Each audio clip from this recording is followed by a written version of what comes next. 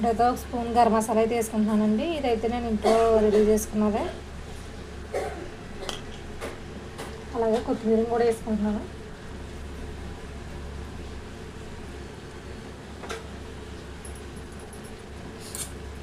ఒకసారి బాగా కలుపుకున్నాను.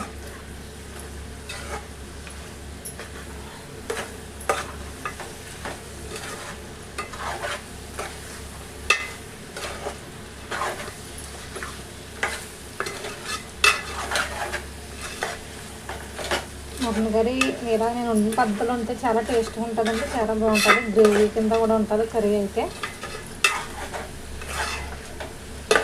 ఎక్కువ మసాలాలు వేసేసి అవి వేసేసి అయితే నేను వండండి. నేను ఎప్పుడు ఇలా సింపుల్గా అయితే వండుకుంటానండి కర్రీ. చాలా టేస్ట్గా అయితే ఉంటుందన్నమాట. ఇదైతే వాటర్ వేసుకున్నానండి. మటన్ కదండి కొంచెం మెత్తగా ఉడకాలి కాబట్టి కొంచెం వాటర్ అయితే ఎక్కువే పడుతుంది.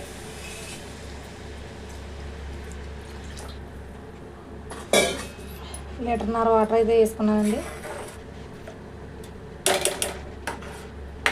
కొంచెం మంది అయితే మటన్ కర్రీ అనుభూతికి కుక్కర్లో వండుతారండి.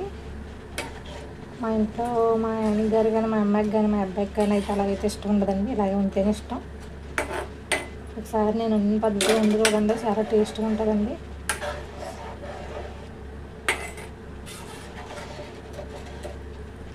ఉప్పు అయితే ఇందాక వేసాను కదండి, ఉల్లిపాయలోని మటన్లోని కూడా ఉడికిన తర్వాత కొద్దిగా ఉడికిన తర్వాత అయితే అప్పుడు చూసి వేసుకుంటారండి. అయితే మూత పెట్టుకున్నామండి.